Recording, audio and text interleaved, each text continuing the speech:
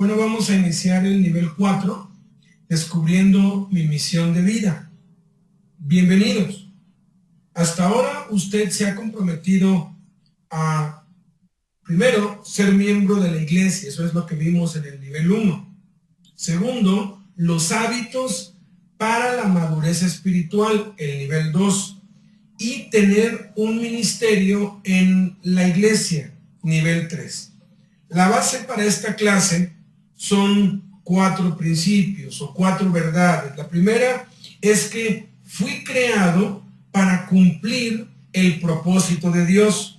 Proverbios 16:4 dice: el Señor ha hecho todo para su propio propósito.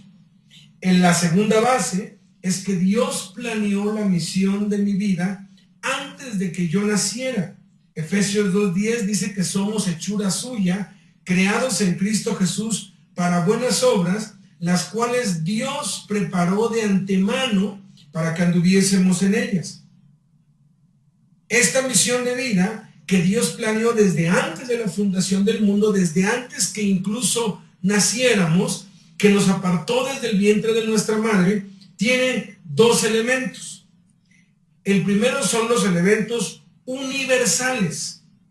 Esto es lo que Dios nos llama a todos. Y lo segundo son los elementos únicos, lo que Dios ha diseñado que yo haga. En este nivel enfocaremos la parte universal.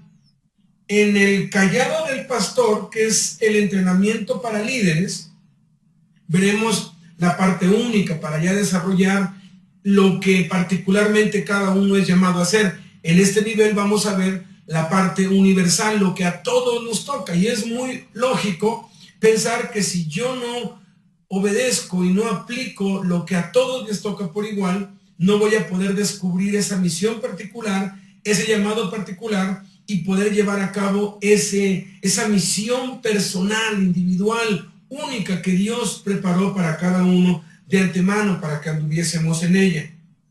Mi tarea, la tercera base de esta clase, es que mi tarea primordial en la vida es cumplir mi misión de vida. Hechos 20:24, el apóstol Pablo lo dijo de esta manera: lo más importante es que complete mi misión y lleve a cabo la obra que me ha encomendado el Señor Jesús, que es el de proclamar las buenas nuevas de la gracia de Dios. Pablo tenía como meta en la vida cumplir con la obra, con la tarea que Dios le había encomendado a él.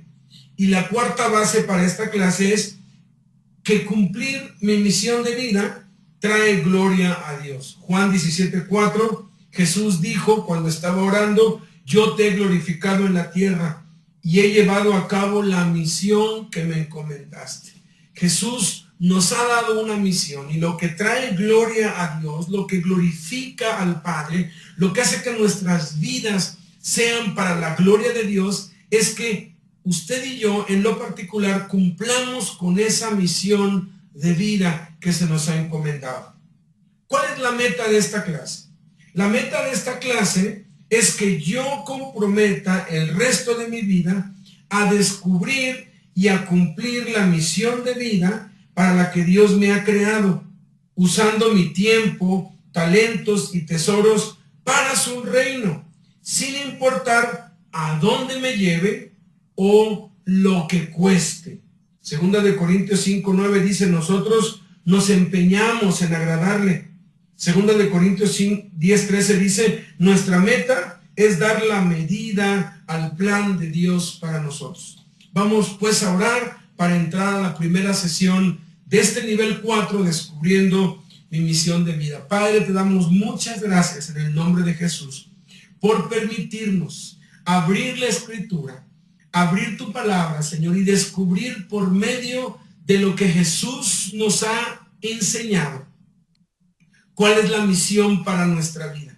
Ayúdanos a descubrir nuestra misión universal y poder ser fieles en cumplir con esa misión, para que entonces seas tú quien nos muestres la misión particular, la misión única que tienes para nosotros.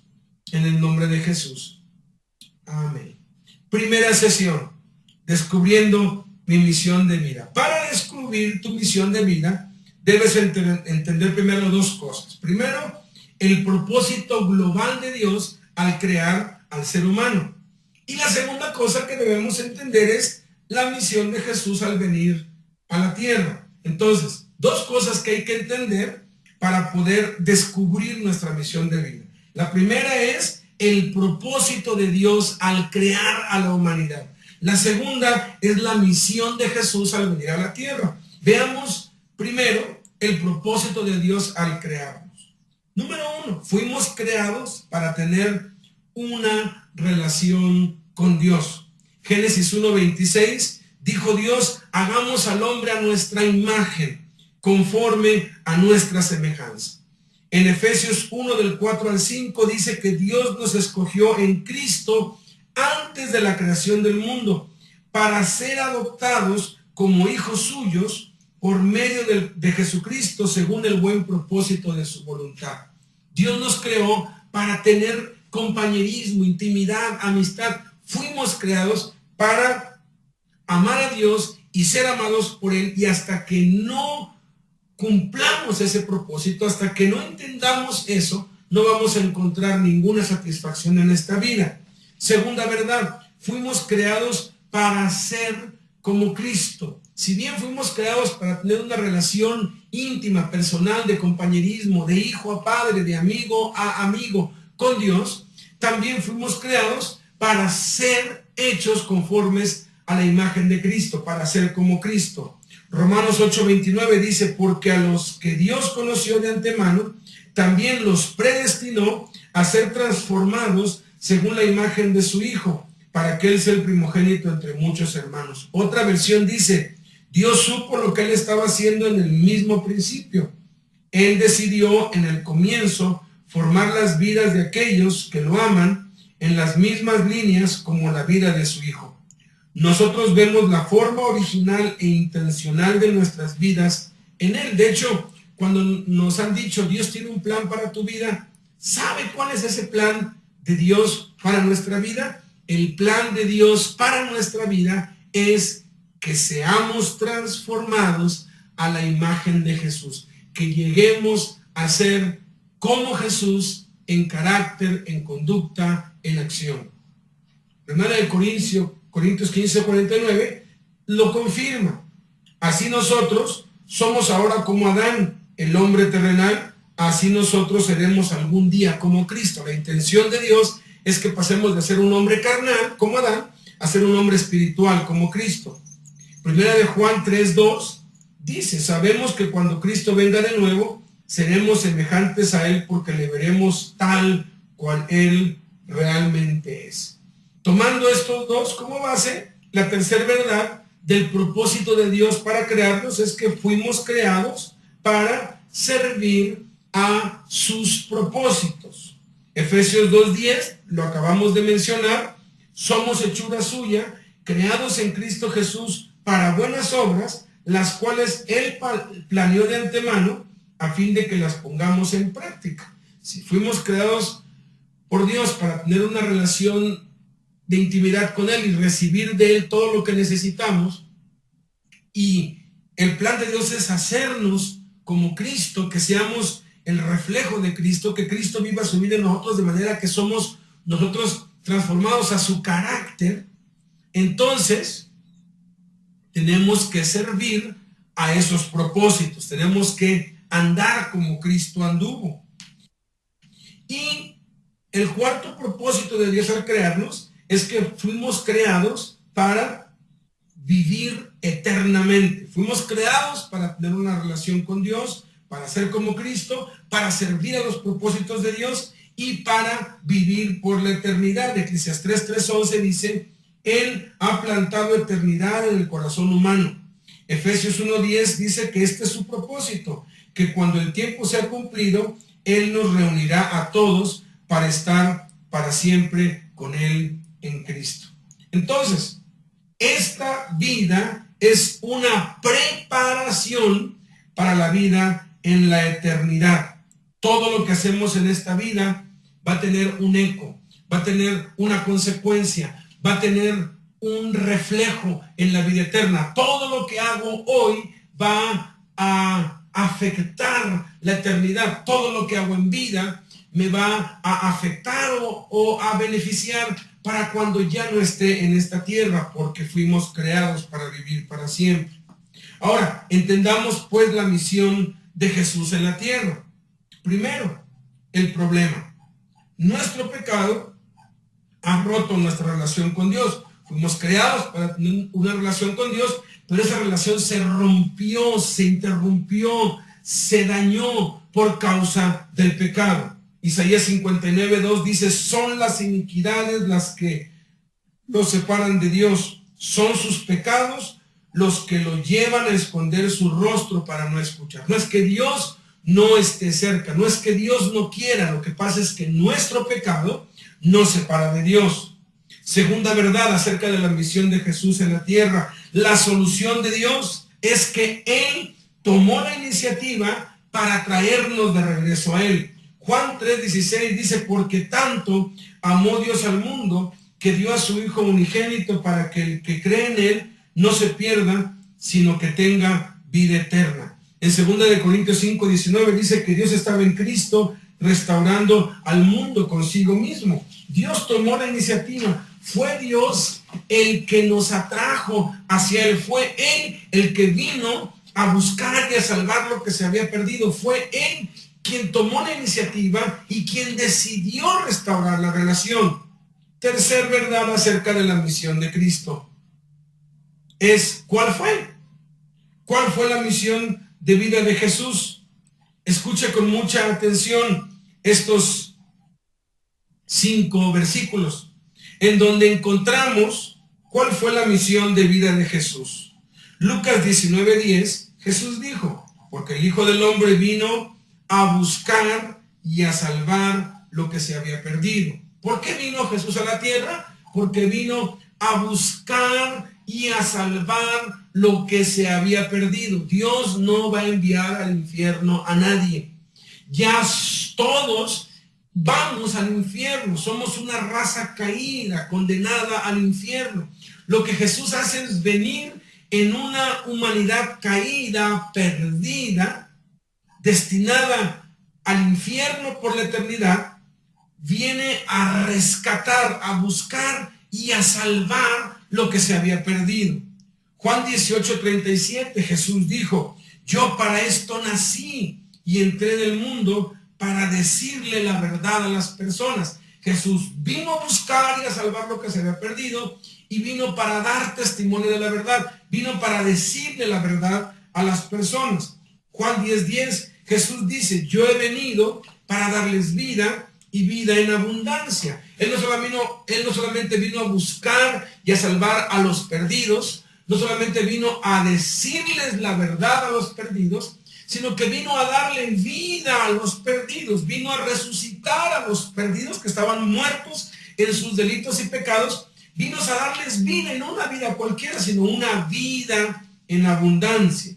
Y en Juan 14:26, Jesús dijo, yo he venido como una luz para brillar en este mundo de oscuridad, para que todo el que cree en mí ya no viva en la oscuridad. Ahora, no solamente Él viene a buscar y a salvar a los perdidos y a decirles la verdad y a darles vida en abundancia, sino que una vez que nos da esa vida en abundancia, nos dice el camino que debemos seguir, nos dice la senda que debemos tomar, las decisiones que debemos hacer, nos viene a guiar en esta vida, a conducirnos a través de esta vida.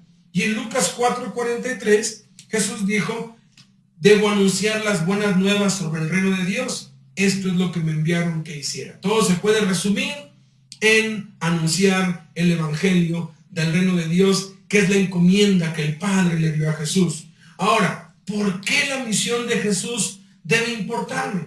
¿Por qué a mí me debe importar lo que Jesús vino a hacer? Bueno, hay 10 factores por las cuales la misión de Jesús me debe importar, 10 factores que me deben motivar, 10 factores que tengo que entender para poder entonces descubrir mi misión de vida.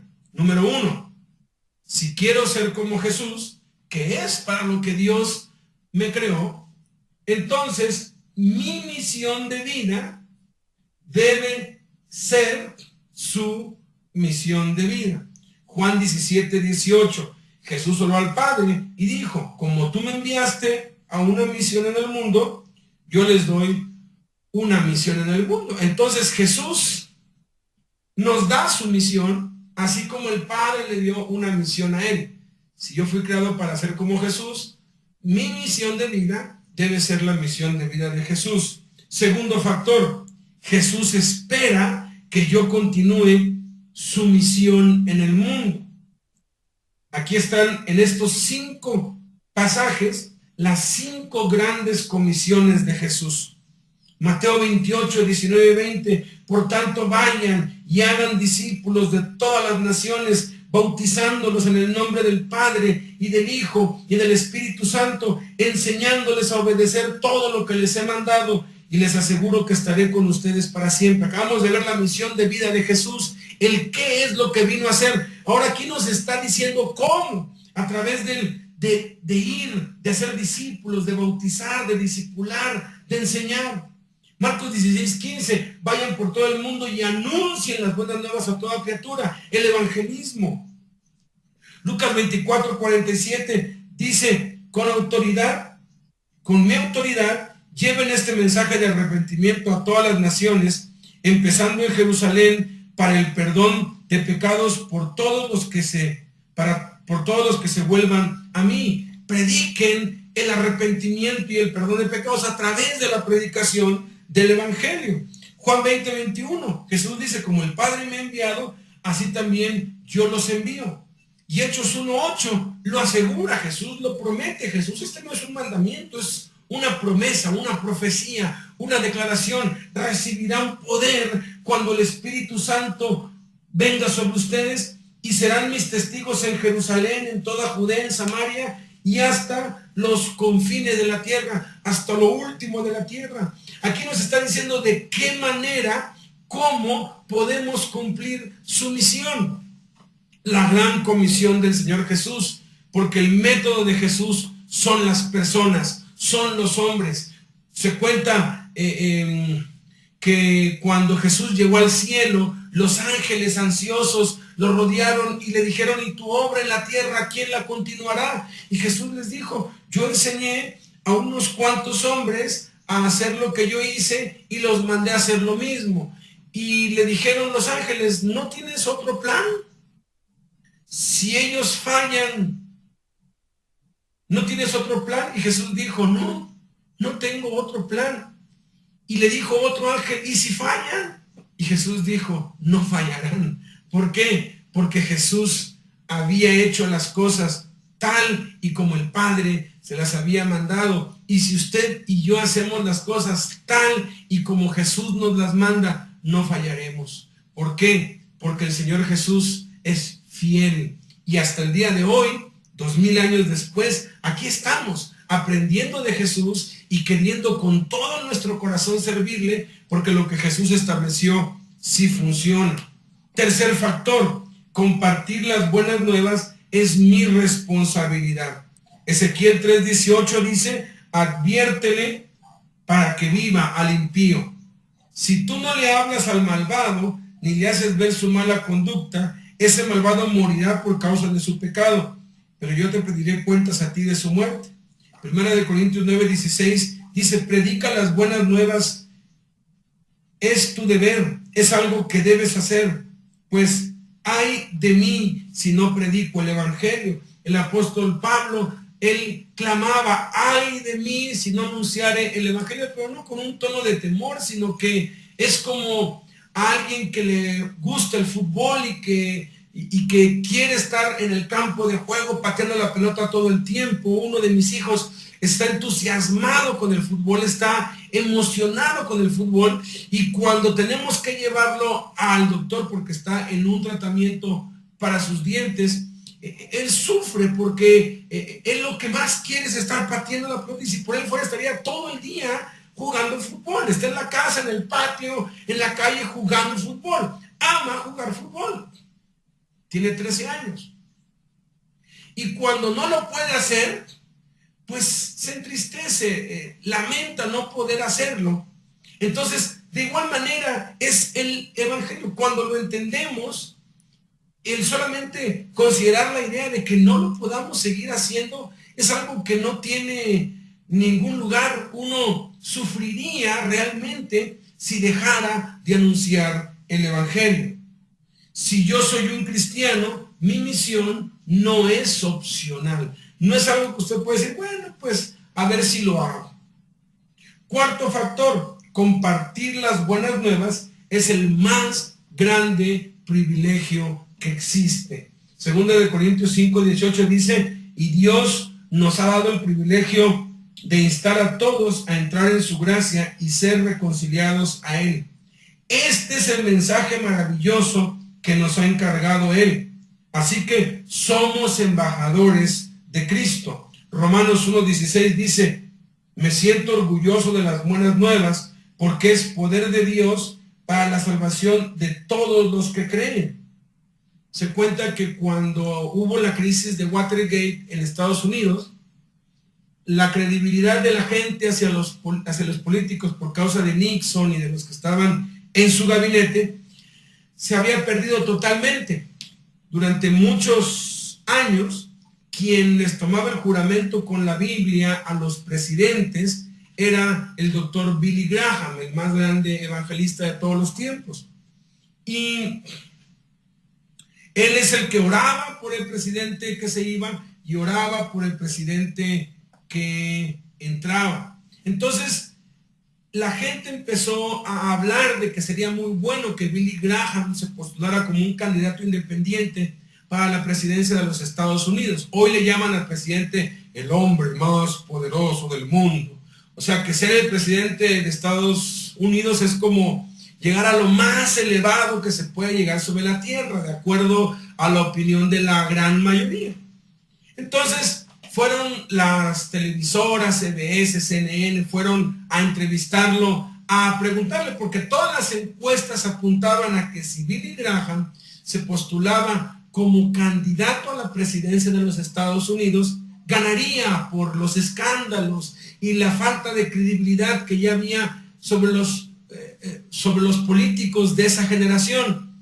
Y fueron con él y le dijeron, toda la gente votaría por usted si usted se postula para presidente de los Estados Unidos. ¿Por qué no lo hace? Y Billy Graham dijo estas célebres palabras: soy un evangelista, no me voy a rebajar a ser el presidente de los Estados Unidos de América.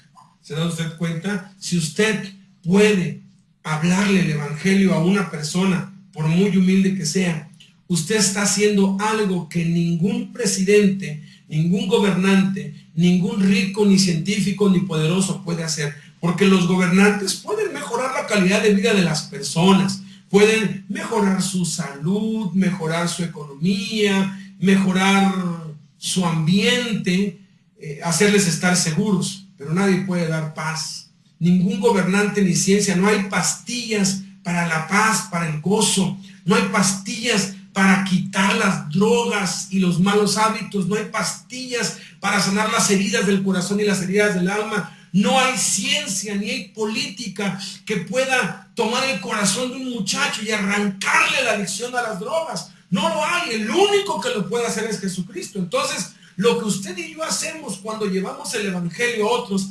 créanlo, sépalo, grábeselo en su mente y en su corazón. Es 1,000 millones de veces más importante que lo que cualquier gobernante poderoso, político o rico puede hacer. No hay actividad, no hay ninguna cosa que se pueda hacer sobre la tierra que sea más elevada, más sublime, más importante, más grande que hablarle de Jesús a los que nos rodean. Porque por muy poderoso y por muy buen gobernante que sea, le podrá dar todo menos suplir las necesidades de su alma, menos ni siquiera poder hacer nada para el día en que se muere y pase a la siguiente vida. Quinto factor, estoy agradecido por lo que Jesús ha hecho por mí. Efesios 2:12 dice: recuerden que en el pasado estaban sin Cristo, sin esperanza y no conocían a Dios. Romanos 1:14 dice, porque yo tengo un gran sentido de obligación a las personas en nuestra cultura y a las personas en otras culturas. Segunda de Corintios 5:14 dice, porque el amor de Cristo nos obliga, porque estamos convencidos que uno murió por todos. Debemos, por agradecimiento, devolver el favor. Alguien pagó el precio de orar por nosotros, de hablarnos la buena nueva. Ahora nosotros tenemos que pagar el precio de llevar el mensaje a otros. Sexto factor, los hombres están desesperadamente perdidos sin Cristo. Hechos 4:12 enfáticamente dice, en ningún otro hay salvación, porque no hay otro nombre dado a los hombres por el cual podamos ser salvos. Otra versión dice, Jesús es el único nombre que puede salvar. Su nombre es el único poder en el mundo que se ha dado para salvar a los hombres. Solo somos salvos a través de su nombre. Romanos 10:13 y 14 dice, todo aquel que invoque el nombre del Señor será salvo. ¿Cómo invocarán a aquel en quien no han creído? ¿Y cómo creerán en aquel que no han oído? La humanidad entera está desesperadamente perdida sin Cristo. Fuera de Jesús no hay salvación. Hace muchos años, en la cárcel de Puebla, por ahí de 1985-86, un joven estaba muy interesado, muy tocado por Dios. No se perdía una sola clase, asistía a cada reunión que hacíamos y de pronto dejó de ir. Yo pregunté por él y me dijeron, pues es que dicen que tú lo ofendiste y pues yo fui a hablar con él, lo mandé traer, le dije, oye, ¿en qué te ofendí? Dice, no, dice, usted insultó mi religión, insultó las cosas en que yo le dije, ¿cuándo lo hice? Porque pues una de las cosas que tiene que aprender alguien que evangeliza, alguien que es como Jesús, es que Jesús nunca insultó la religión ni las creencias de nadie.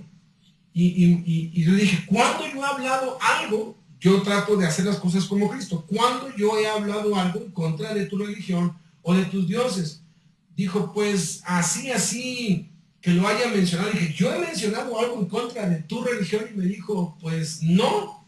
Pero usted dice y repite y dice y repite que sin Jesús nadie se va a salvar, que hay un solo Dios y un solo mediador entre Dios y los hombres, que fuera de Jesús no nos podemos acercar a Dios y que si no es a través de Jesucristo no podemos ser salvos. Y entonces está diciendo que los dioses, las diosas en que yo creo no sirven y que no son Dios. Le dije, pues desafortunadamente eso es lo que la Biblia dice. Se fue molesto, pero yo le he dicho a Dios, nos has dejado un trabajo muy difícil, porque tenemos que decirle a la gente que lo único que funciona es Jesús.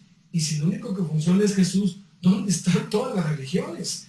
El entendimiento general de la gente es que todas las religiones son buenas, todas las religiones buscan el bien común, todas las religiones llevan a Dios, y eso es totalmente falso. Bueno, si usted me está diciendo, bueno, la religión que usted tiene es la religión verdadera, no, señores, no existe ni religión verdadera, ni denominación verdadera, ni iglesia verdadera. No existe. Si alguien le dice, mi iglesia es la verdadera, eso no es cierto. Porque hay un solo camino, una sola vida, una sola verdad. Y no es una institución ni una denominación, no es una filosofía ni una doctrina, es una persona y se llama Jesús.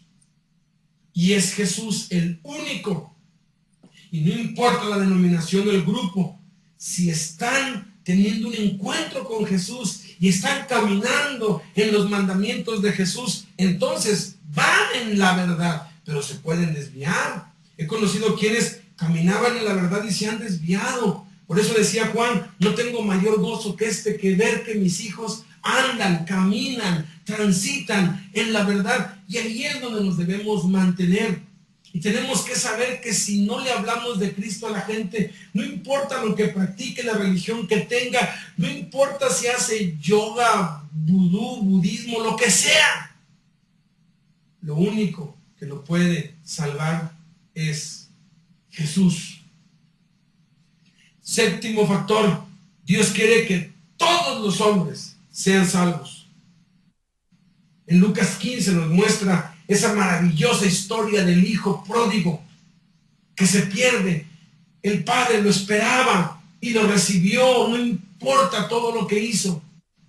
Primera de Timoteo 2:4 dice, Dios quiere que todos sean salvos y lleguen a conocer de la verdad. Dios no hace acepción de personas. Segunda de Pedro 2:9 dice que Dios no quiere que nadie perezca, sino que todas las personas cambien sus corazones y vida, todos procedan al arrepentimiento. Dios desea eso. Dios anhela que todos se salven, pero la manera como lo ha establecido que se haga es a través de usted, de usted, de usted, de usted, de mí, de cada uno de los que estamos aquí.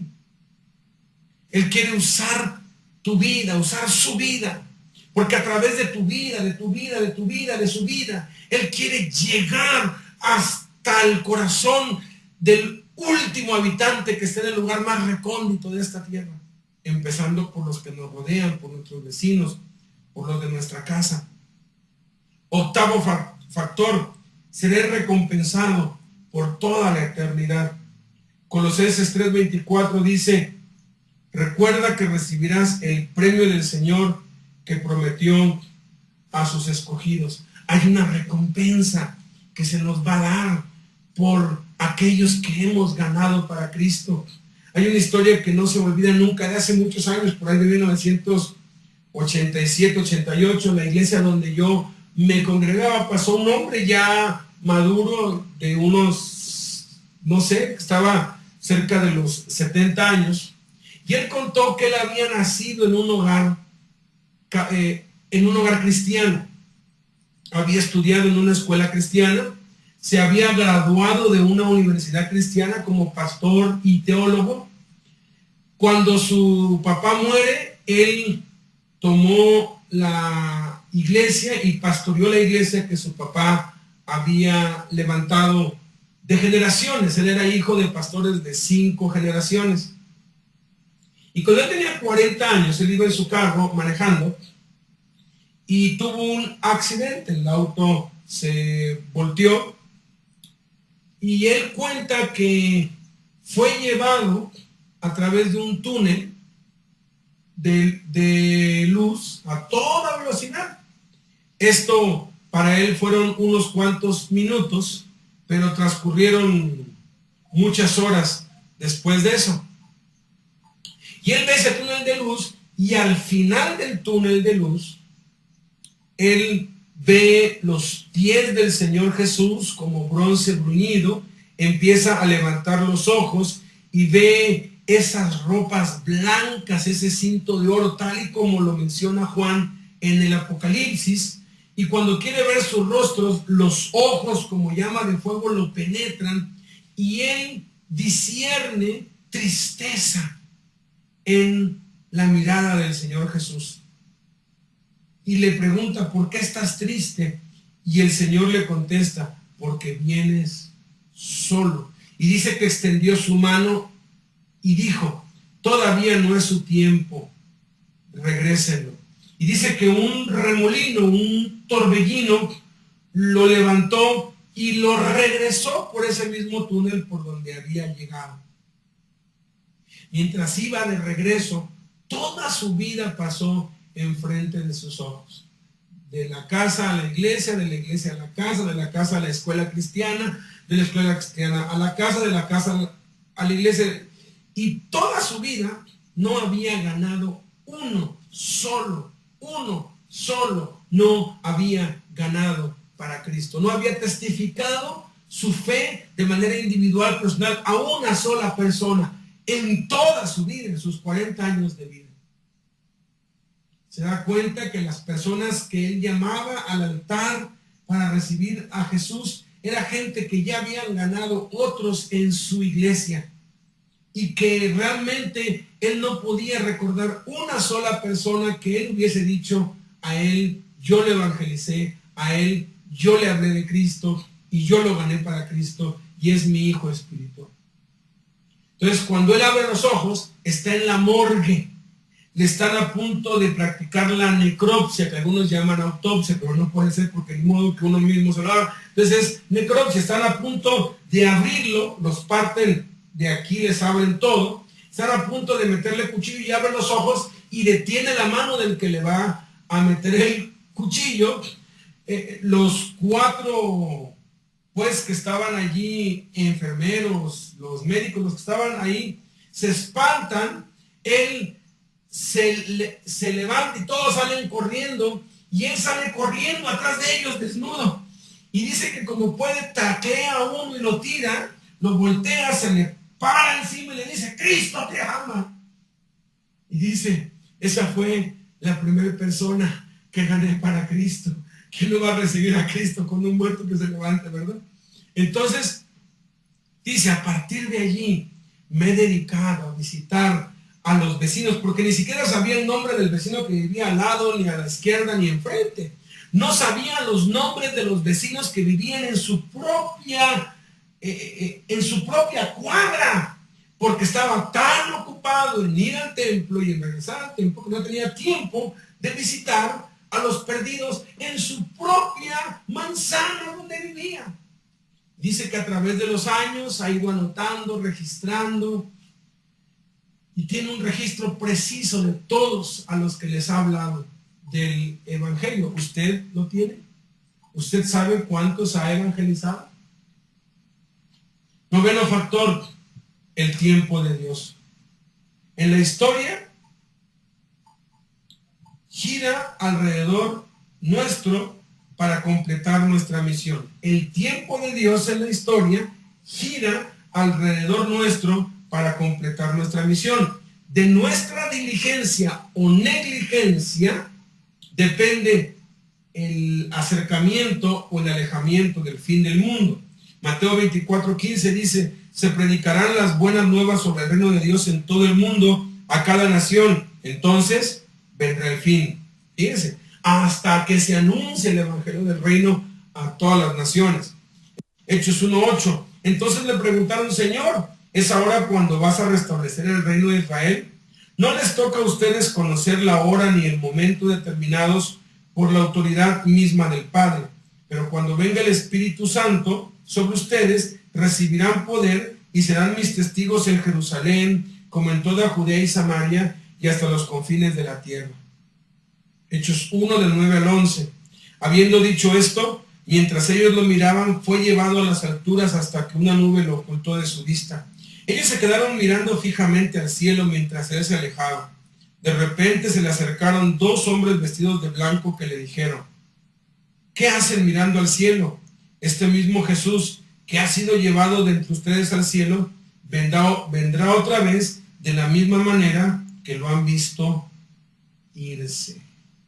Fíjense, hasta que cumplamos con esta misión, entonces estaremos marcando nosotros el fin del mundo. Y lo que hacemos, lo que nos ha tocado es tan importante que, mire, si usted no cumple su misión allí, digamos, en la cuadra donde vive. ¿Cuántas casas hay en la cuadra donde usted vive?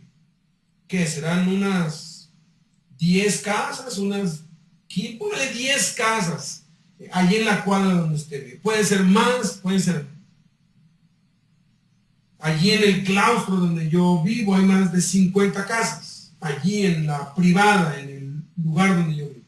Pero vamos a ponerle 10 casas.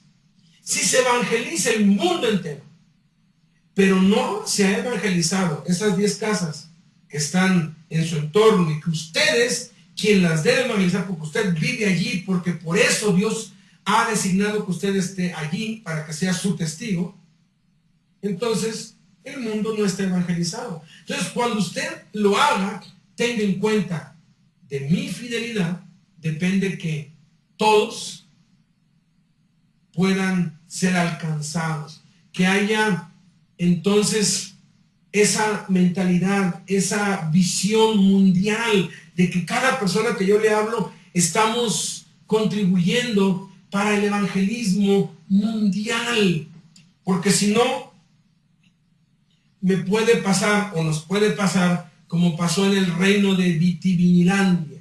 Había un reino que se dedicaba a la producción de vino. Eran los únicos que producían vinos para todos los países, el reino de Vitivinilandia. Entonces una vez el rey de Vitivinilandia dijo, este año les voy a quitar los impuestos, este año no va a haber impuestos para nadie. Lo único que yo creo es que cada hogar, cada productor, porque todos ahí, todos los habitantes tenían, aunque sea un pequeño pedazo de tierra, y todos tenían un viñedo, todos. Era el país de Vitivinilandia, el país donde todos se dedicaban a producir vino. Entonces ellos tenían el viñedo allí, pues tomaban las uvas, hacían todo el proceso, guardaban esas barricas y ellos comerciaban con todas las demás naciones vendiéndoles vino. Entonces el rey dijo, cada hogar me va a traer 1 litro de vino. Yo voy a hacer una barrica gigante, donde todos el día de que se añeje el vino, el día que ya esté listo para la venta, todos van a venir aquí a subir unas escaleras que van a estar alrededor de este gran, podríamos decir, contenedor, y van a echar su litro de vino. Hemos hecho el cálculo y son miles de litros, y el reino va a vender ese vino y de allí vamos a pagar los gastos y los costos del palacio y todos muy felices. Entonces llega el gran día, todos los habitantes vienen con su litro de vino y lo echan, y cada uno lo echa hasta que eso se llene. Entonces dice el rey, pues vamos a probar ahora este vino, que va a ser único, porque va a ser una mezcla de todos los vinos producidos acá, y lo vamos a poder dar un poco más caro y va a ser un poco más codiciado porque es un vino especial. Y entonces lo prueba uno de sus cortesanos, el catador, y se queda sorprendido porque lo que probó fue agua. Y entonces mandan a llamar a otro de los príncipes que estaba cerca del rey, y va y lo prueba y saca otra copa y es agua. Y el mismo rey va y toma un vaso y lo ve y era agua, incoloro, inodoro, insaboro e insípido. Dice, ¿qué pasó aquí? ¿Es un milagro? No, capaz Jesús convirtió el vino en agua. ¿Qué pasó? Y entonces el rey nombra una comisión para investigar qué es lo que pasó. ¿Qué milagro sucedió? ¿Había algún químico en esa barrica gigante? ¿Qué sucedió? Y se ponen a hacer las investigaciones y descubren qué es lo que pasó. Cada habitante pues cayó en la avaricia y cada uno dijo, todos van a llevar 1 litro de vino. Si yo llevo 1 litro de agua y lo echo, pues nadie se va a dar cuenta. Ay, total, ¿qué es 1 litro de agua en miles de litros de vino? ¿Saben cuál fue el problema? Que todos pensaron igual y todos llevaron 1 litro de agua, y eso era pura agua. En la iglesia pasa así. Dicen, no, somos muchos cristianos, hay muchos líderes que predican otros, pero ¿saben? La responsabilidad es de cada uno, y si usted deja de hacer su responsabilidad, va a estar siendo un obstáculo para que el fin del mundo, para que el plan de Dios se cumpla sobre la tierra. Factor número 10 y último, yo me alegraré cuando vean las gentes en el cielo. Lucas 15:7 dice, les digo que hay mucha alegría en el cielo cuando un pecador cambia su corazón. Hay gozo delante de los ángeles de Dios por un pecador que se arrepiente. Lo único que sacude y mueve el cielo es cuando un pecador se arrepiente. Nada más, ni sanidades, señales, prodigios. Dios dice, pues eso es normal. Pero un pecador que se arrepienta sacude los cimientos del cielo, y usted va a estar participando del gozo de Dios, y cuando nos vayamos para allá vamos a poder aquellos que han sido salvados por nuestro testimonio. Sabiendo esto, ¿cuál debe ser mi respuesta? ¿Cuál debe ser su respuesta? La respuesta de Pablo fue esta, en Hechos 20:24. Quiero cumplir con la misión que recibí del Señor Jesús, la misión para dar testimonio de las buenas nuevas de la gracia de Dios. Escriba su propia respuesta ahora que sabe esto. Escríbalo. Yo escribí esto. En el nombre de Jesús, en sus fuerzas y su poder, cumpliré la misión que me ha encomendado todos los días de mi vida por el resto de mi existencia en el poder de Cristo. Escriba su misión. Y vamos a tomar un receso antes de pasar a la segunda sesión.